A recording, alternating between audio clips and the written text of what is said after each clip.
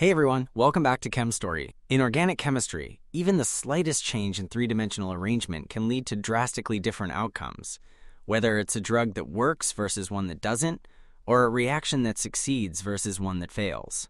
That's why it's crucial to understand how to accurately determine these three-dimensional arrangements. And when it comes to chiral centers, that means knowing how to assign R and S configurations. If you've ever looked at a chiral center and wondered, how do I figure out its exact three-dimensional shape? You're in the right place. Today, we'll break it down step by step. Let's dive in. A chiral center, also called a chirality center, is an sp3 hybridized atom bonded to 4 different groups. This unique arrangement makes the molecule non-superimposable on its mirror image, and that's what gives it chirality. If an sp3 hybridized atom has 2 or more identical groups, it doesn't count as a chiral center because there's no asymmetry.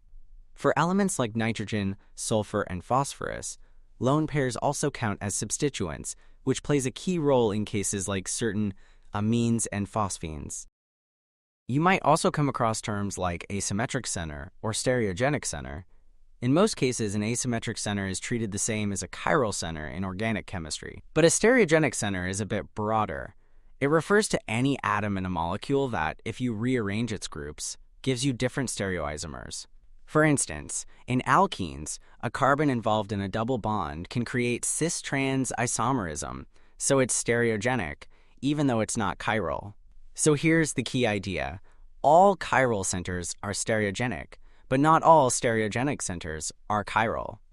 And understanding that difference is essential when you're learning stereochemistry. Now that we know what a chiral center is, let's figure out how to determine its absolute configuration using the Cahn-Ingold Prelog, or CIP priority rules.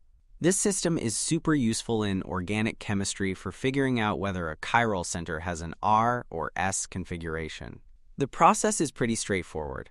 We just follow a few simple steps to assign priorities to the substituents and figure out the exact three-dimensional arrangement of the molecule. The first step is to assign priorities. Start by identifying the chiral center and looking at the 4 atoms directly attached to it. The key here is to focus on the atomic number of each atom, not the whole substituent. It's kind of like alphabetizing words. You don't look at the entire word at once, you go letter by letter. In the same way, we compare atomic numbers step by step and only move to the next atom when there's a tie. The rule is simple. The higher the atomic number, the higher the priority. The atom with the lowest atomic number gets the 4th priority. In most molecular structures, the priority ranking goes like this: bromine, chlorine, sulfur, phosphorus, fluorine, oxygen, nitrogen, carbon, deuterium, hydrogen, and finally, lone pairs. In the first molecule, the chiral center is the carbon that's bonded to a fluorine atom, an amine group, a methyl group, and a hydrogen atom. Fluorine, with the highest atomic number of 9, gets priority 1. Next is nitrogen in the amine group with an atomic number of 7, so that's priority 2. Then we have carbon in the methyl group, which has an atomic number of 6, making it priority 3. And finally, hydrogen, the smallest with an atomic number of 1, always takes priority 4. Now let's take a look at the second molecule. The chiral carbon here is bonded to a bromine atom, a hydroxyl group, an amine, and a methyl group. Bromine, with the highest atomic number of 35, gets priority 1. Oxygen in the hydroxyl group has an atomic number of 8, so that takes priority 2. Then comes nitrogen in the amine group, with an atomic number of 7, that's priority 3. And carbon in the methyl group has the lowest atomic number among them, so it gets priority 4. But what if 2 or more groups start with the same atom? In that case, we move one step down the chain and compare the next atoms until we spot a difference. The group with the highest atomic number at the first point of difference gets the higher priority. And if there's still no clear difference, we just keep moving outward until we find the first higher ranking atom. All right, let's look at some examples. In the first example, both groups have a carbon as the first atom attached to the chiral center, so we need to look at the second atoms to figure out which one has the higher priority. On the left, the second atoms are bromine, carbon, and hydrogen, while on the right, they're all carbon atoms. Since bromine has the highest atomic number out of all of them, the left group gets the higher priority. In the second example, once again, both groups have carbon as the first atom attached to the chiral center. Next, we look at the next atoms in line. On the left, we have oxygen, carbon, and hydrogen, while on the right, it's oxygen, hydrogen, and hydrogen. Since both sides have oxygen, we move on to the next highest atoms, carbon and hydrogen.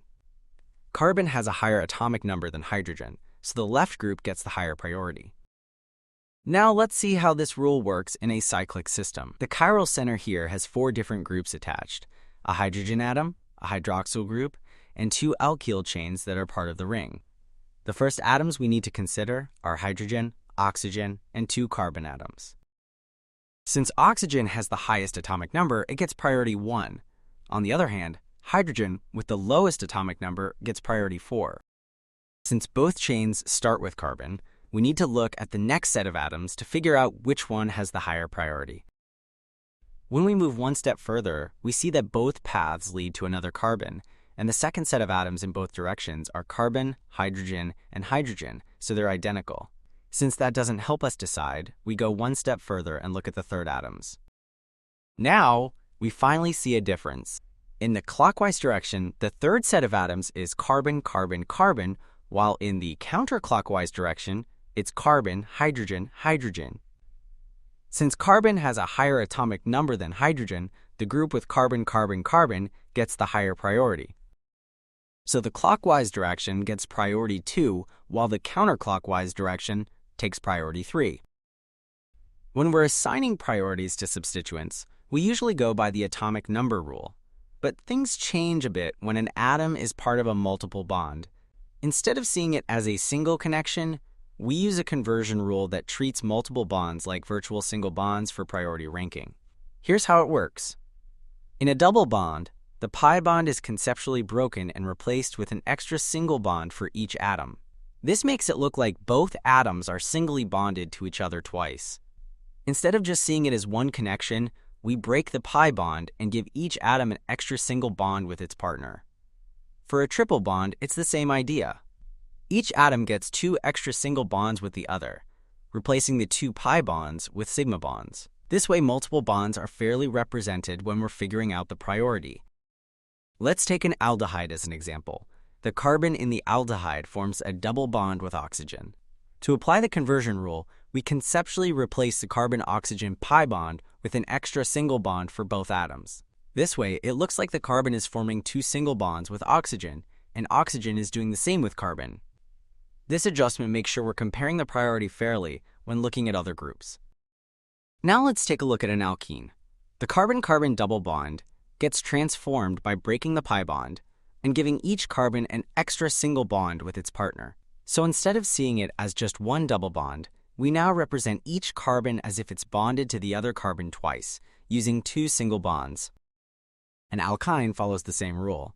The carbon-carbon triple bond is treated by breaking the 2 pi bonds and replacing them with 2 extra single bonds. So each carbon is now conceptually forming 3 single bonds with the other carbon, 1 original sigma bond and 2 virtual ones that replace the pi bonds.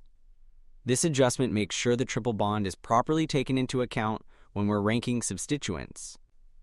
By using this conversion rule, we can fairly include multiple bonds in the CIP priority system. Once we've assigned priorities, the next step is figuring out whether the configuration is R or S. First, we position the lowest priority group, that's priority 4 at the back, so it's pointing away from us. With the molecule set up this way, we trace the order from 1 to 2 to 3. If the sequence moves in a clockwise direction, the configuration is R. If it moves counterclockwise, it's S. If priority 4 is already on the dashed wedge, we just trace the order from 1 to 2 to 3.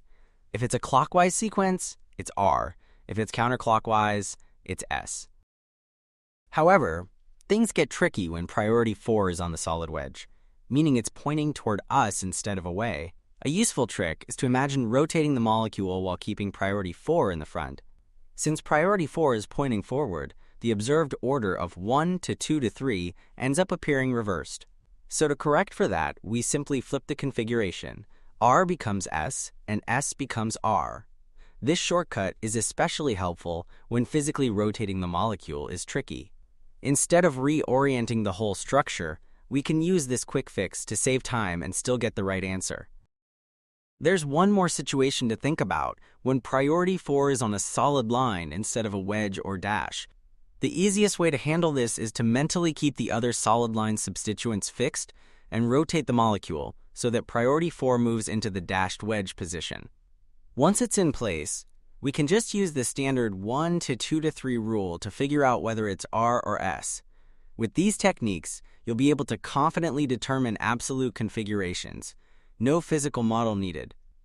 Now that we've covered the steps for assigning R and S, you should feel more confident in determining absolute configurations. We started with the priority rules, learned how to handle multiple bonds, and looked at different ways to properly orient the molecule, even when rotating it isn't practical. The key steps are simple. Position priority 4 correctly, trace the 1 to 2 to 3 order, and apply the clockwise or counterclockwise rule. And don't forget, if priority 4 is pointing forward, make sure to reverse the assignment. With a bit of practice, this whole process will feel like second nature. So keep working on examples, test your understanding, and before you know it, you'll be able to assign R and S configurations at a glance. That's a wrap for this lesson. Keep practicing, and I'll see you next time.